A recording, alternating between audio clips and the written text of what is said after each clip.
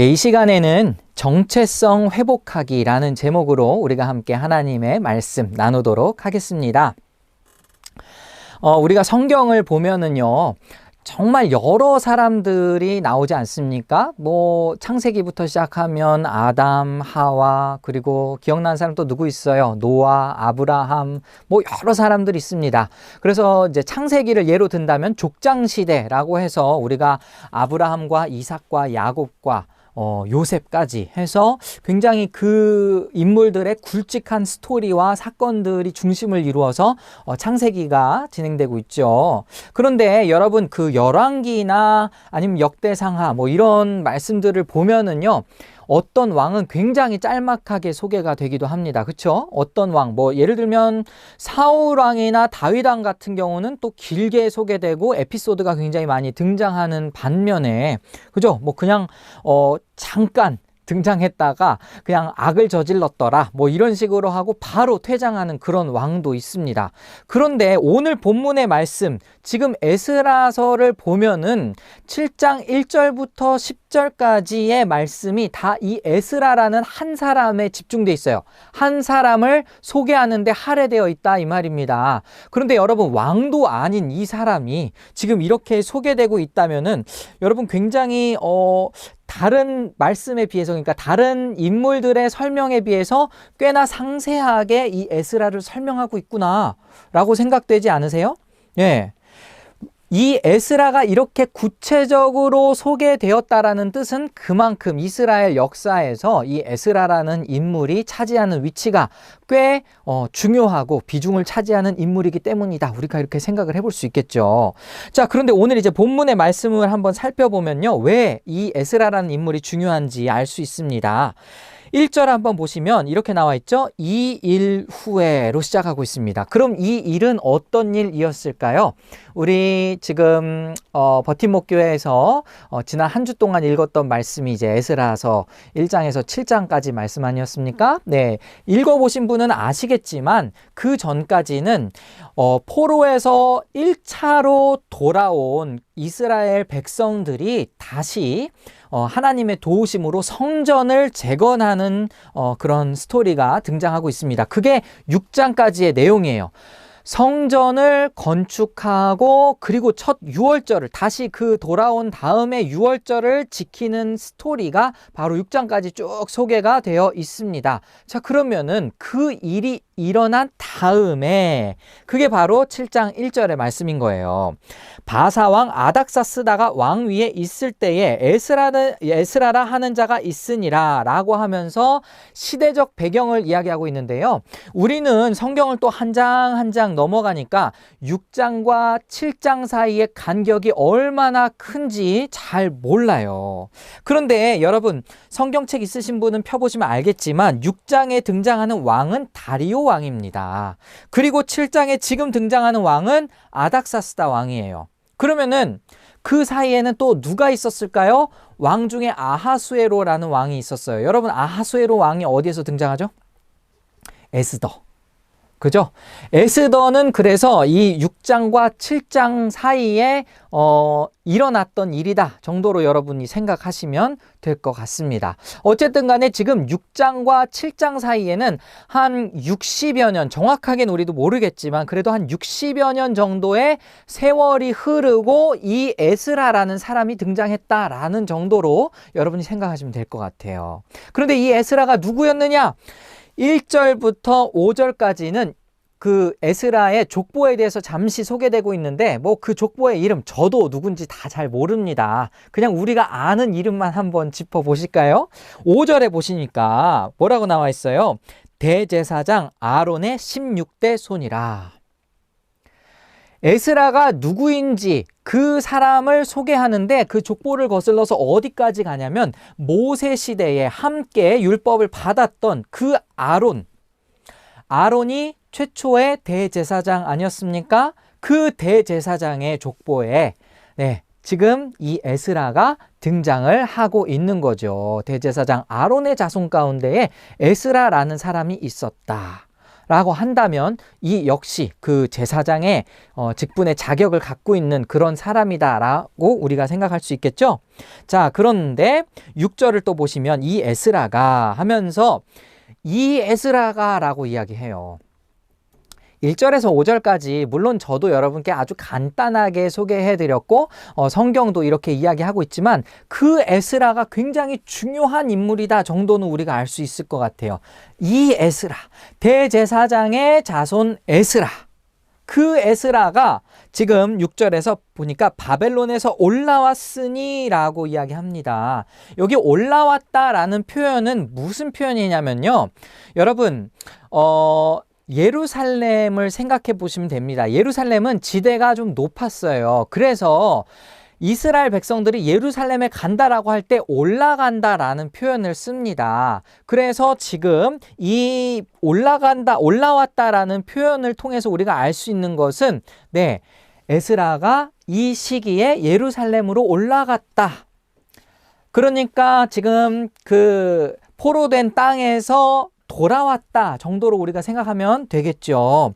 그래서 지금 7절을 보시면 이 올라온 사람들이 조금 더 구체적으로 묘사되고 있는 겁니다. 7절 한번 보실까요? 아닥사스다 왕 제7년에 이스라엘 자손과 제사장들과 레위 사람들과 노래하는 자들과 문지기들과 느디님 사람들 중에 몇 사람이 예루살렘으로 올라올 때에 이 에스라가 올라왔으니 8절에 이어서 그렇게 얘기하고 있죠. 그러면서 올라왔다 라는 표현을 3번 정도 이야기하고 있습니다. 여러분, 이 7절과 8절은요 역사적으로 제2차 포로 귀환 시기라고 이야기합니다. 그러니까 포로되었던 자들이 한꺼번에 몰려온 것이 아니고요, 에스라서 1장에서 1차 포로 귀환이 있었고, 그리고 오늘 7장에 2차 포로 귀환이 있었다라는 겁니다. 자, 그러면 여러분, 제가 여러분에게 드린 말씀을 한번 종합해서 생각해 보면 6장에서 7장으로 넘어갈 때는 상당한 시간, 한 60년 정도의 시간이 흘렀다고 여러분께 말씀드렸죠. 그리고 에스라라는 새로운 인물이 등장하고 있고요. 그리고 지금 이스라엘 백성들 가운데에 2차 포로 귀환이 이루어졌다라고 한다면, 이 정도가 되면은 이제 1장에서부터 6장까지 있었던 성전의 재건의 일과 더불어 7장에서부터 시작되는 스토리는 새로운 패러다임을 맞이하는 시대가 되었다라고 여러분 생각하시면 될 것 같습니다. 자, 그 전까지 6장까지는 성전을 재건하는 일이 있었다면 이번에는 그럼 무슨 일이 있을까요? 자, 7장부터 여러분이 읽어보시면 아시겠지만요, 이번에는 그들의 신앙을 재건하는 일이 벌어집니다. 그들의 무너졌던 신앙을 다시금 세우는 그런 일들이 계속해서 등장한다, 이 이야기죠. 자, 그런데 여러분, 하나님께서 지금 이 일을 주도하고 계십니다. 지금 신앙의 회복의 일이 어떻게 보면은 성전을 재건하는 일과 동시에 이루어진 일은 아니었어요. 약 60여 년 전에 성전이 다 완공이 되었다라고 한다면 그 일이 있고 난 다음 한참 뒤에 에스라가 등장을 했는데요. 제가 계속해서 말씀드리지만 이제 7장부터 10장까지는 이 신앙의 회복을, 공동체성을 회복하는 일에 이 에스라가 주요 임무를 담당했다라고 이야기하지 않았습니까? 그걸 어디서 알 수 있냐면요. 자, 일단 다시 우리가 말씀으로 돌아가서요. 6절에 보면은 에스라라는 사람에 대해서 이렇게 표현하고 있어요. 이 에스라가 바벨론에서 올라왔으니 그는 이스라엘의 하나님 여호와께서 주신 모세의 율법에 익숙한 학자로서라고 되어 있습니다. 여기서 학자라는 단어가 등장을 하는데요. 이 학자는 지금 여러분이 조금 더 이해되기 쉬운 표현으로 하자면 서기관이라는 뜻이에요. 서기관의 직책을 담당하고 있었다. 그럼 여러분, 그 전까지, 지금 에스라라는 사람이 등장하기 전까지 서기관, 학자, 이런 단어 여러분 성경에서 발견하신 적 있으신가요? 저는 못 본 것 같아요. 그러니까 그렇게 미루어서 생각해 보건대 이 학자라는, 서기관이라는 직분은 어디에서 만들어졌느냐? 바벨론에서 만들어졌다라는 것이죠. 그렇죠? 그리고 여러분 한번 생각해 보십시오. 지금 포로로 70년 동안 포로로 있었고 그리고 나서 또 상당 시간이 흐르고 나서 에스라가 지금 이렇게 딱 등장을 한 건데 어떻게 해서 이 사람은 성경을 연구할 수 있었을까? 이런 거 궁금하지 않으십니까? 그렇지 않으세요? 이것은 우리가 추측을 해볼 수 있는 부분이 지금 이 에스라라는 사람이 그의 하나님 여호와의 도우심을 입음으로 왕에게 구하는 것은 다 받는 자였다라고 표현이 되어 있어요. 그러면은 에스라는 최소 왕궁에서 근무하던 사람이다 라고 우리가 생각을 해볼 수 있겠죠. 마치 다니엘처럼. 이해가십니까? 다니엘처럼 왕궁에서 일했던 사람이고 그 서기관이라는 직분 역시 이 왕궁에서 주어진 직분일 것이다 라고 우리가 충분히 생각을 해볼 수가 있는 것이죠. 자, 그런데 이 상황 가운데서 에스라가 딱하니 등장을 했지만 하나님께서는 이 에스라라는 사람을 세우시기 위해서 역사 가운데에서 이 에스라를 보호해 주시고 포로 시기에 인도해 주셔서 왕궁에서 일하게 하셨다. 그래서 성경을 연구하게끔 하셨다라고도 우리가 생각을 할 수 있는 부분이지 않습니까? 여러분, 포로가 되었는데 어떻게 종교의 자유를 누릴 수 있었겠어요? 그렇죠?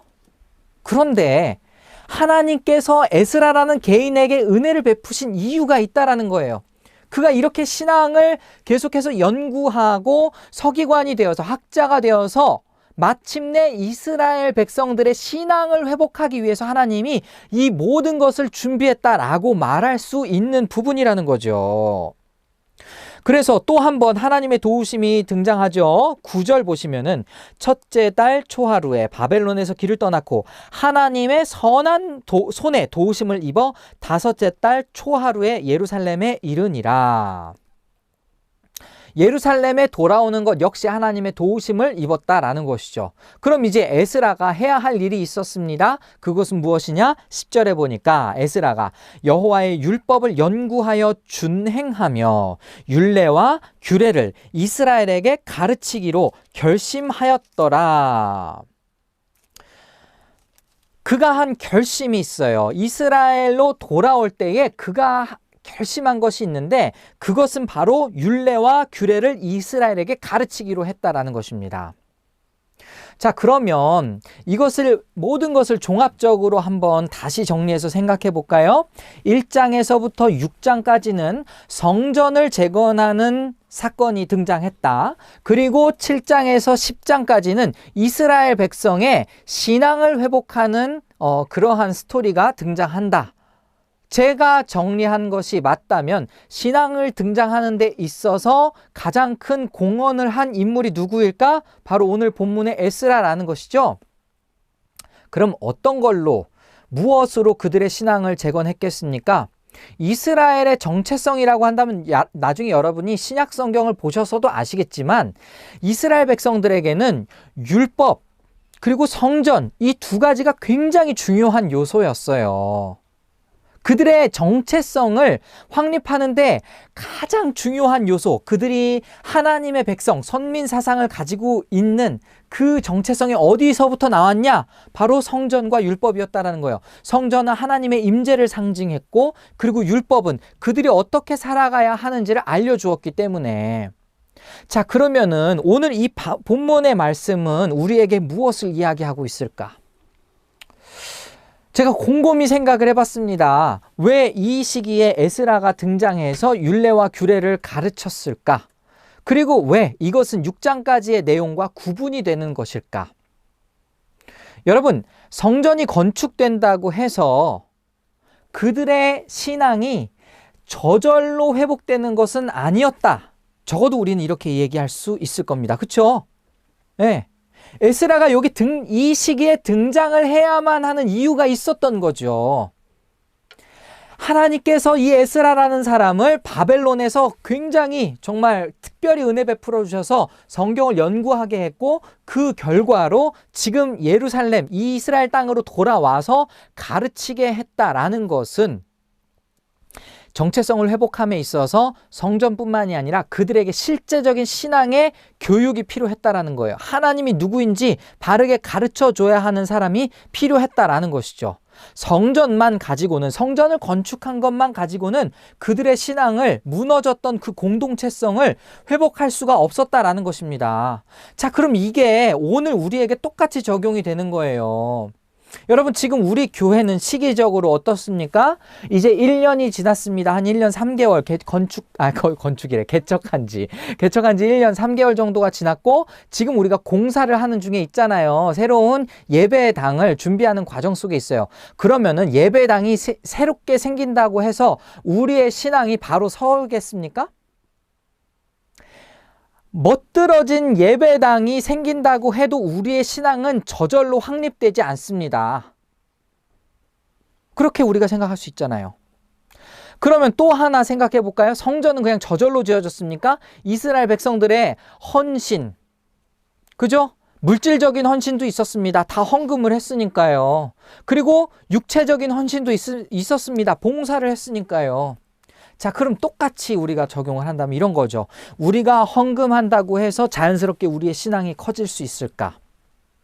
우리가 육체적으로 우리의 시간을 쏟고 그리고 우리의 모든 에너지를 쏟아서 하나님 앞에 봉사하고 헌신한다면 그것이 저절로 우리의 신앙을 회복시킬 수 있을까? 우리의 신앙을 굳건하게 만들 수 있을까? 그것만 가지고는 부족하다라는 거예요. 여러분, 교회에서 그냥 무작정 봉사하는 분들이 계십니다.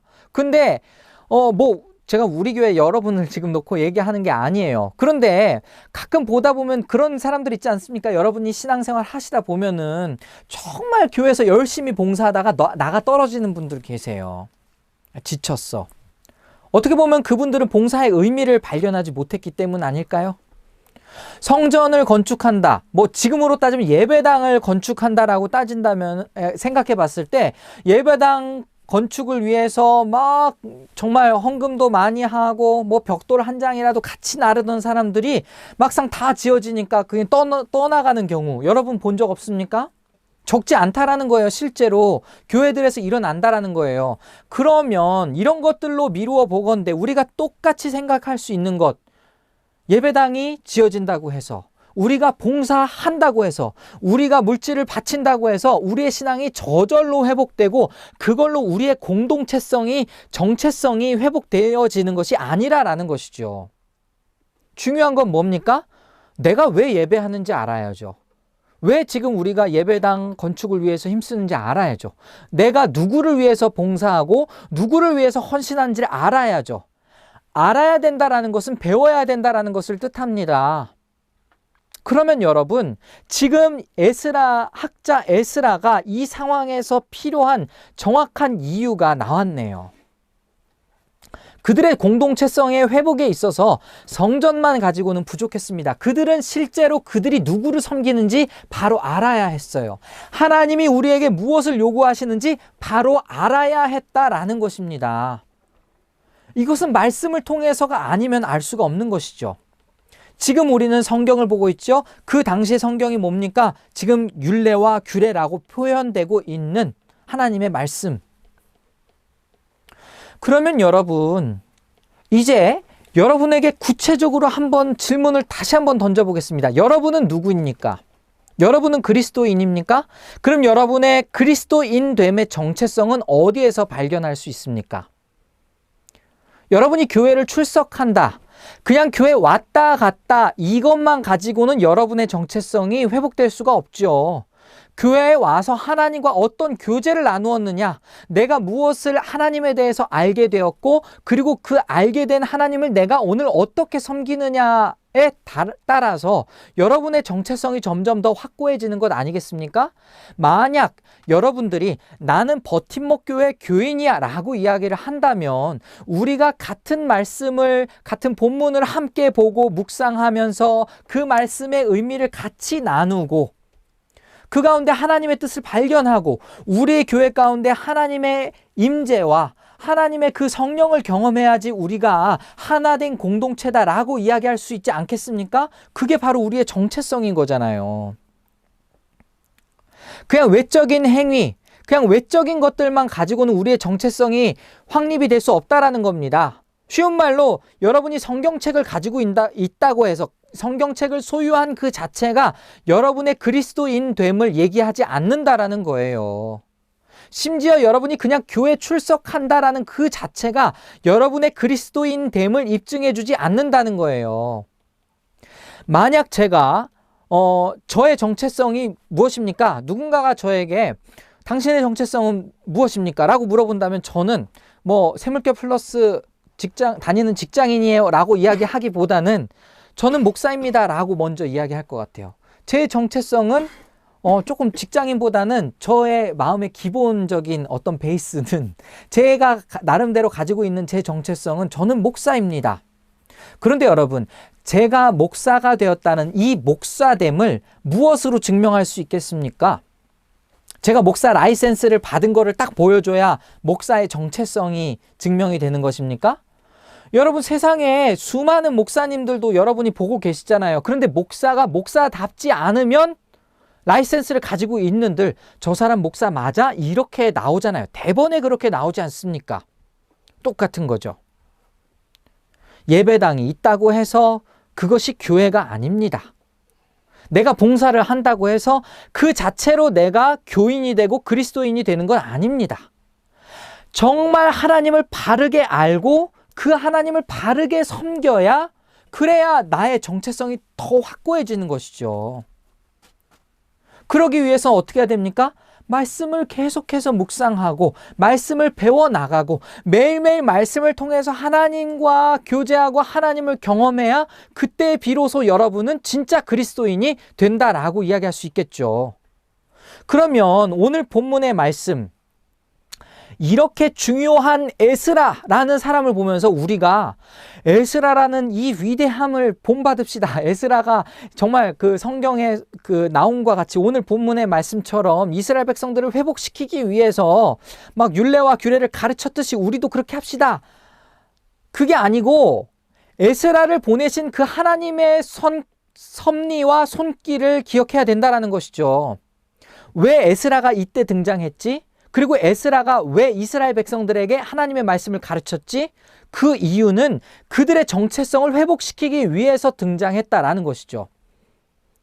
에스라가 한 일, 그리고 그 에스라의 가르침에 따라서 앞으로 이제 7, 8, 9, 10장을 보시면서 그들이 잘못되었던 습관들을 다 버리고 하나님이 기뻐하시는 뜻을 좇아서 행하는 그 모습들을 통해서 이스라엘 백성들이 회복되고 있구나라는 것을 우리가 발견하게 된다면 여러분의 정체성이 흔들릴 때도 마찬가지입니다. 다시 말씀으로 돌아가자.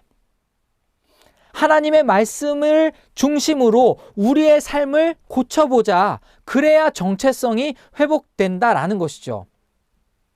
여러분, 온라인으로 예배해서 정말 어려운 거 다 알고 있습니다. 그런데 여러분, 온라인으로 예배하기 때문에 내 정체성이 흔들렸어. 틀린 말은 아니겠지만 진짜로 여러분이 온라인 예배를 하는 가운데에도 여러분의 정체성을 회복하고자 한다면 그것은 지금 온라인 예배하는 방식이 중요하냐가 아니고 내가 어떻게 하나님의 말씀을 지속적으로 배우려고 노력하고 있으며 어떻게 하나님의 말씀을 실천하기 위해 나의 습관들을, 잘못된 습관을 버리고 제대로 된 습관을 세워가며 나아가느냐, 거기에 여러분의 정체성이 달려 있다라는 것이죠. 여러분, 그렇게 살지 않으면 누가 여러분을 보고 그리스도인이라고 이야기하겠습니까? 저는 오늘 본문에 등장하는 이 에스라의 출현을 통해서 에스라처럼 이렇게 가르쳐야겠다라기보다는 지금 에스라가 등장한 목적, 하나님께서 에스라를 보내신 목적을 다시 한번 여러분하고 생각했으면 좋겠습니다. 성전이 세워진다고 여러분의 신앙이 저절로 세워지는 거 아닙니다.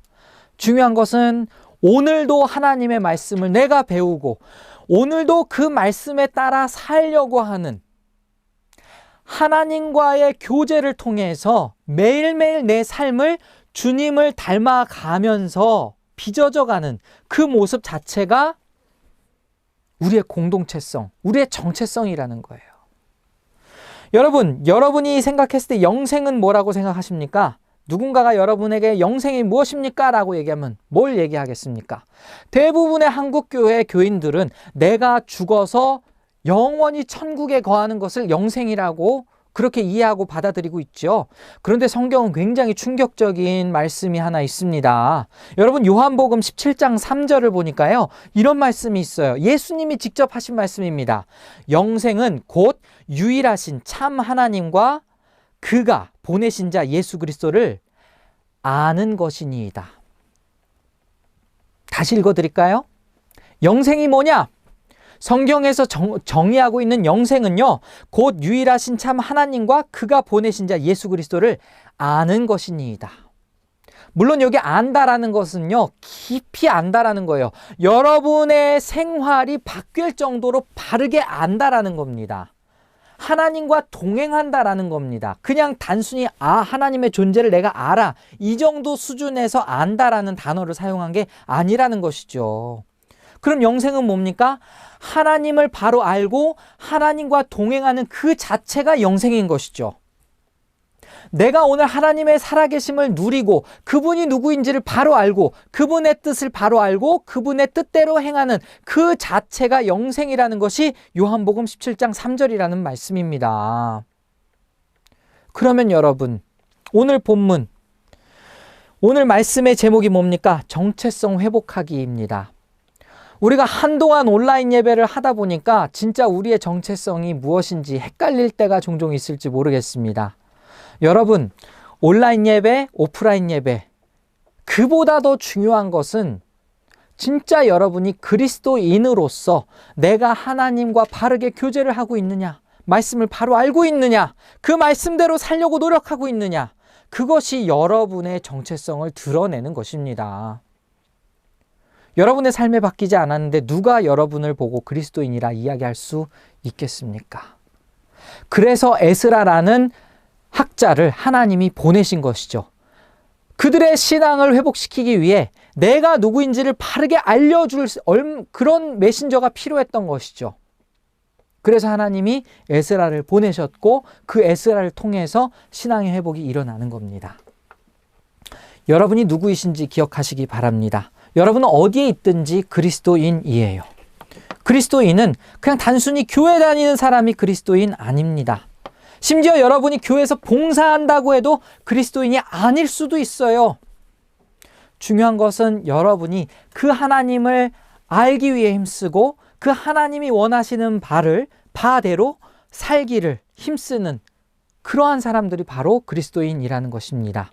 여러분의 정체성 다시 한번 기억하시고 그 정체성대로 여러분이 만약 지금 그 부분이 무너져 있다면 다시금 말씀으로 돌아가서 여러분의 정체성을 회복시키고 그리고 정말 예수 그리스도를 닮아가는 그런 삶을 사시기를 간절히 소원합니다.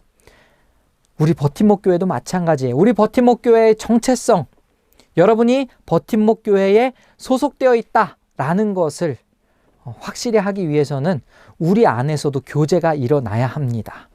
여러분, 그 교제에도 힘써야 됩니다. 우리 사람은 다 그런 존재예요. 혼자서 살아갈 수 없는 존재입니다. 우리 풍성한 교제 가운데 하나님의 도우심으로 이 정체성을 더욱더 확고히 해 나아가며 정말 하나님께 영광 돌리는 그런 우리 버팀목 교회 그리고 우리 모든 교인이 되기를 간절히 소원합니다.